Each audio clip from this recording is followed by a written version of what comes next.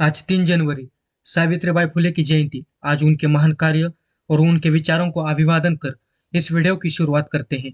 Video शुरू करने से पहले अगर आपने अभी तक इस चैनल को सब्सक्राइब नहीं किया है तो जरूर सब्सक्राइब करें और साथ में दिए गए बेल आइकन को दबाना मत भूलें।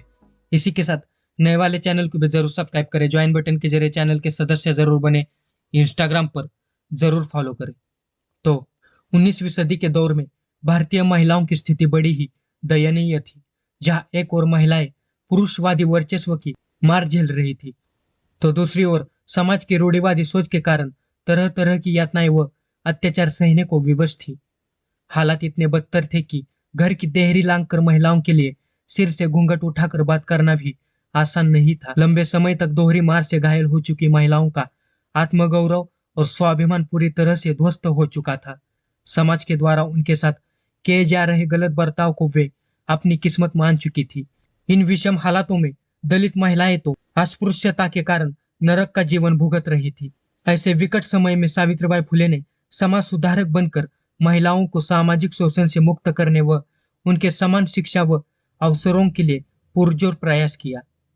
गौरतलब है कि देश की पहली महिला शिक्षक, समाज सेविका, मराठी की पहली कवियत्री और वंचितों की आवाज बुलंद करने वाली क्रांति ज्योति सावित्रीबाई का जन्म 3 जनवरी 1831 को महाराष्ट्र के पुणे सातारा मार्ग पर स्थित नयगांव में एक दलित कृषक परिवार में हुआ था। उनके पिता का नाम खंडोजी नेवासे और माता का नाम लक्ष्मीबाई था। 1840 में मात्र 9 साल की उम्र में सावित्रीबाई का विवाह 13 साल के ज्योतिराव फुले के साथ हुआ था। विवाह के बाद अपने नसीब में संतान का सुख नहीं होते देख उन्होंने आत्महत्या करने जाते हुए एक विधवा ब्राह्मण महिला काशीबाई की अपने घर में डिलीवरी करवाई। उसके बच्चे को दत्तक पुत्र के रूप में गोद लिया और उसका नाम यशवंतराव रखा।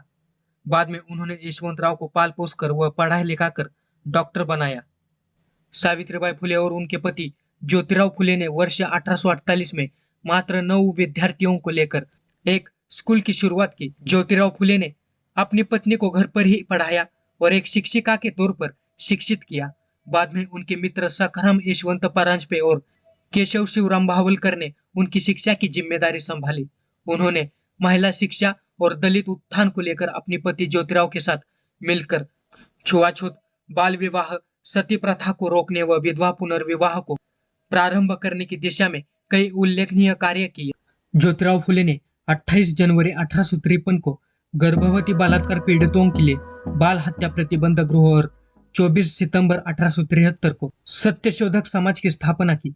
इस सत्यशोधक समाज की सावित्रीबाई फुले एक अत्यंत समर्पित कार्यकर्ता थी। यह संस्था कम से कम खर्च पर दहेज मुक्त व बिना पंडित पुजारियों के विवाह का आयोजन कराती थी। इस तरह का पहला विवाह सावित्रीबाई की मित्र बाजूबाई की पुत्री राधा और सीताराम के बीच 25 दिसंबर 1873 को संपन्न हुआ। इस ऐतिहासिक क्षण पर शादी का समस्त खर्च स्वयं सावित्रीबाई फुले ने उठाया था। 4 फरवरी 1879 को उन्होंने अपने दत्तक पुत्र का विवाह भी इसी पद्धति से किया था, जो आधुनिक भारत का पहला अंतरजातीय विवाह था। इसके अलावा सावित्रीबाई फुले जब पढ़ने के लिए अपने घर से निकलती थी, तब लोग उन पर कीचड़, कूड़ा और गोबर तक फेंकते थे। इसलिए वह एक साड़ी थैली में लेकर चलती थी और स्कूल पहुंचकर गंदी हुई साड़ी को बदल लेती थी। महात्मा ज्योतिराव फुले की मृत्यु 28 नवंबर 1890 को हुई। तब सावित्रीबाई ने उनके अधूरे कार्यों को पूरे करने का संकल्प लिया, लेकिन 1897 में प्लेग की भयंकर महामारी फैल गई।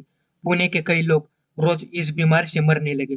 तब सावित्रीबाई ने अपने पुत्र यशवंत को अवकाश लेकर आने को कहा और उन्होंने उसकी मदद से एक अस्पताल खुलवाया। इस नाजुक घड़ी में सावित्रीबाई स्वयं बीमारों के पास जाती और उन्हें इलाज के लिए अपने साथ अस्पताल लेकर जाती। यह जानते हुए भी एक संक्रामक बीमारी है, फिर भी उन्होंने बीमारों की देखभाल करने में कोई कमी नहीं रखी। एक दिन जैसे ही उन्हें पता चला कि मुंडवा गांव में महारों की बस्ती में पांडुरंग बाबाजी गायकवाड़ का पुत्र प्लेग से पीड़ित हुआ है, तो वह वहां गई और बीमार बच्चे को पीठ पर लादकर अस्पताल लेकर आई। इस प्रक्रिया में यह महामारी उनको भी लग गई और 10 मार्च 1897 को रात को 9 बजे उनकी सांसें थम गई। 1892 में उन्होंने महिला सेवा मंडल के रूप में पुणे की विधवा स्त्रियों के आर्थिक विकास के लिए देश का पहला महिला संगठन बनाया। उनका पूरा जीवन गरीब, वंचित, दलित तबके व महिलाओं के अधिकारों के लिए संघर्ष करने में बीता। समाज में नई जागृति लाने के लिए कवियत्री के रूप में सावित्रीबाई फुले ने 2 काव्य पुस्तकें, काव्य फुले 52 कशी सुबोध रत्नाकार भी लिखी। उनके योगदान को लेकर 1852 में तत्कालीन ब्रिटिश सरकार ने उन्हें सम्मानित भी किया था। साथ ही केंद्र और महाराष्ट्र सरकार ने सावित्रीबाई फुले की स्मृति में कई पुरस्कारों की स्थापना की और उनके सम्मान में एक डाक टिकट भी जारी किया। उनकी एक मराठी कविता की हिंदी में अनुवादित पंक्तियां हैं। ज्ञान के बिना सब खो जाता है, ज्ञान के बिना हम जानवर बन जाते हैं, इसलिए खाली ना बैठो, जाओ जाकर शिक्षा लो। मित्रों, अगर आपको यह वीडियो पसंद आया हो तो इस वीडियो को लाइक कीजिए, ज्यादा से ज्यादा शेयर कीजिए। अगर आपने अभी तक इस चैनल को सब्सक्राइब नहीं किया है तो जरूर सब्सक्राइब करें और साथ में दिए गए बेल आइकन को दबाना मत भूलिए। इसी के साथ नए वाले चैनल को भी जरूर सब्सक्राइब करें, ज्वाइन बटन के जरिए चैनल के सदस्य जरूर बने, इंस्टाग्राम पर जरूर फॉलो करें। चलो मिलते हैं अगले वीडियो में। नमो बुद्धाय, जय भीम, जय भारत।